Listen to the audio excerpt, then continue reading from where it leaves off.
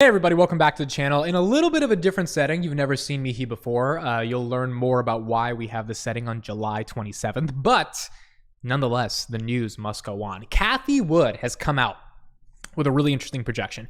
And this projection is so interesting that I think it deserves us actually taking a look at it. As you can see right here, this is one of the analysts that works in ARK. They have open sourced their Roku model on GitHub, and they have a blog post about it, which we're going to check out in a second. Their base case suggests that Roku's share price could reach $605 by 2026. That means Roku, which is trading at about 87 right now, this would be a little bit more than a 6x, which is a 600% return on your money if you buy shares of Roku right now at $87 in the next 5 years or 4 years. It would go to 605. Now, what is the sort of argument around this? Before we get into that, let's just look at kind of the bear base and bull case they have. So their base case, 605, they have a 25% chance or more that Roku stock will hit 605 by 2026. The bear case is really interesting to me. The bear case is $100, which is only like $13 more than what the stock price is right now, which is weird because the bear case on Zoom, which is also at $100 right now, is 700. So they're expecting a 700%, a 7x in 4 years on Zoom in the most worst case scenario possible. The base case is 1200, which is a 12x, and then the bull case is 2000, which is almost like a 15x. Their bull case on Roku is 1500. So it's a little bit weird, the sort of degrees to where they get there. The bear case on Roku is that it absolutely stinks and craps the bed, which means it would go to 100. Bull case, it does phenomenally well, 15x from now. Base case, it does a 6x from now. So it's very different from Zoom. It's probably why Zoom is one of the top holdings, or is the top holding, and our Roku, I think, is number 2 or number 3. But the bear case, the downside on Roku is the opportunity cost of your capital is pretty bad if the bear case plays out versus if their bear case plays out for Zoom. Now, where do they get this analysis for why Roku is going to be 605? I've done a couple of videos on Roku before, but here is sort of their core argument. The most compelling stats as we worked on this model were the sheer disparity in digital video usage versus digital video ad spend. Look at the US in 2021, for example. Near parity in viewership, digital versus linear, but a huge room for digital to catch up to linear ad spend. So as you can see right here, their argument is that digital video ad spend is like astronomical right now compared to the amount of people that are watching digital video. And even though YouTube and TikTok are pretty phenomenal in terms of the stranglehold they have in terms of content on the internet, it's still, to them, not as much as being watched on OTT or like linear television. Now, linear television is starting to die and it's starting to become more OTT, which means over the air, and through those streaming services, which means the ad spend is going to catch up to that. Like if you're not going to advertise on like ABC anymore because people don't watch ABC, then you're going to have to advertise somewhere. And where is that advertising going to come from? Cathie argues, and Roku and sort of their model for Roku's argues, that Roku is an operating system for television. So we believe video advertising revenue is likely to be most significant contributor to the company's growth during the next 5 years.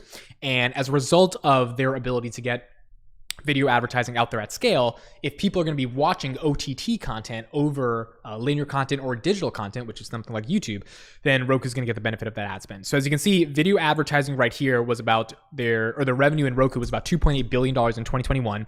And they assume in the base case, Roku will have about $14 billion of revenue coming up. Now, the reason this is also interesting to me is because Roku right now has a market cap around 12 billion, and they're doing about 3 billion in revenue. So if you look at just the revenue to the market cap, it's like, wow, those pretty phenomenal numbers. You would assume that the multiples get higher, especially as the macro economy gets better for something that is so close to its market cap in terms of its revenue.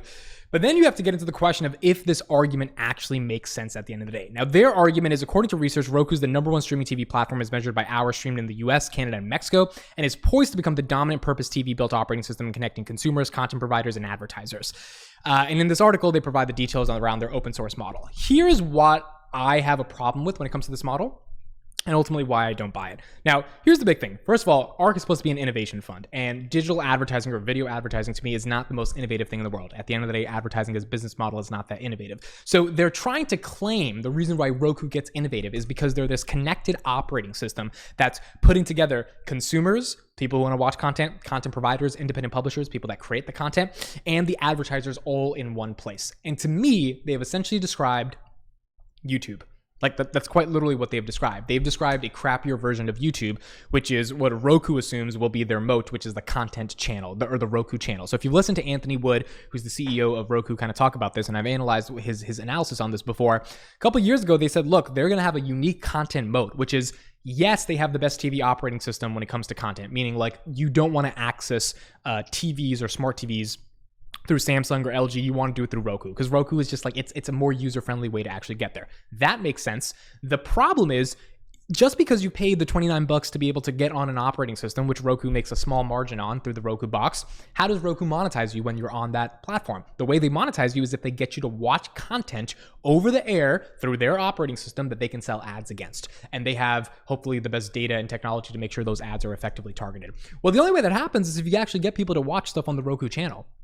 They may take a little bit of commission from like serving ads on Netflix, if Netflix adds an advertising tier, or HBO, or whatever that is. But as of now, they haven't added those advertising tiers, and we don't know if there's a partnership in the future with them.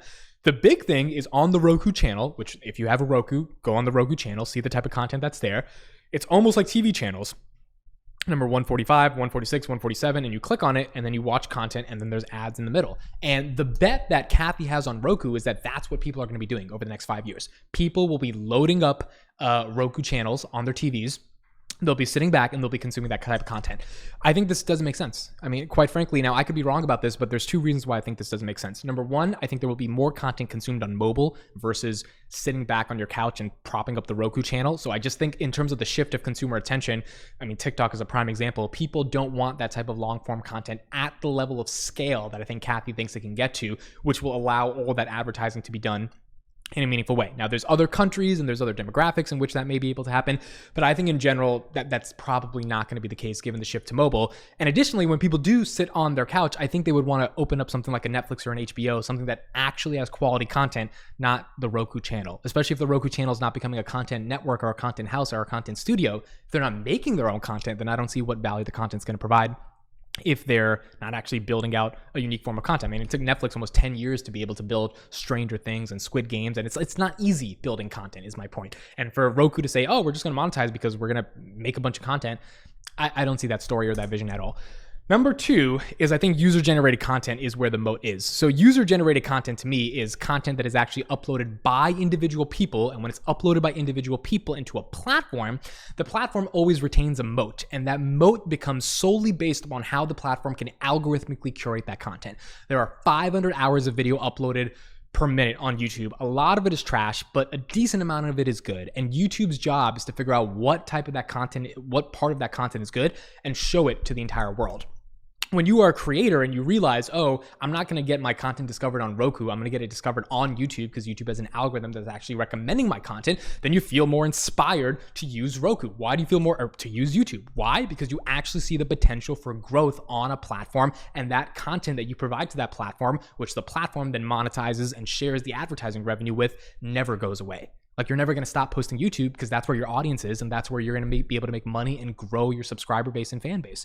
So if it's a question about independent publishers and where the attention is sitting, I don't think Roku's connected operating system to be able to monetize from a video advertising perspective is as valuable as something like a YouTube or a TikTok or an Instagram or any type of social media platform that amalgamates all that content, creates the curation mechanism to allow discovery for average people like me. I mean, why are you watching this video? I'm just this random guy in the world, but you're watching this video because it popped up on your feed, and you kind of care about the topic. And so you're consuming me over someone else. And I think that's where the world is going.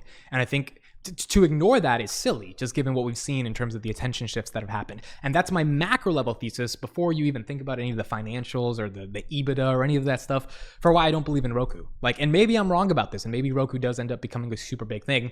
But I think when it got to 400, obviously the entire market was inflated in 2021. And now for it to get to that level, it has to justify the level of eyeballs and monetized eyeballs at scale on that platform. I don't think they have the content to be able to do that, and I don't think they actually give discovery to average people, which is the whole point of creating content on these user-generated content platforms that actually allow algorithmic curation. The other thing about YouTube that's incredibly interesting is that if you care about chess on YouTube, you have billions of hours of footage of chess that are available. If you care about chess on something like a Netflix, you have Queen's Gambit. So how much content will Roku be able to create to live up to the level of content that exists on a user-generated content platform? I don't think it's going to be a lot, especially because they have search. And when you have search and you can curate all the content in the world based upon search terms and keywords, which Roku, Netflix, they do not have that because they don't have users uploading 500 hours of video per minute, then it's a little bit harder for me to see what the content mode is around something like Roku. So let me know your thoughts. Let me know what you think about if Roku can actually reach 605. It's a 6x from here in 2026. I don't think they have the content mode to be able to do it, but I will be curious to see what other people think. Thank you guys for watching. I'll see you on the next one.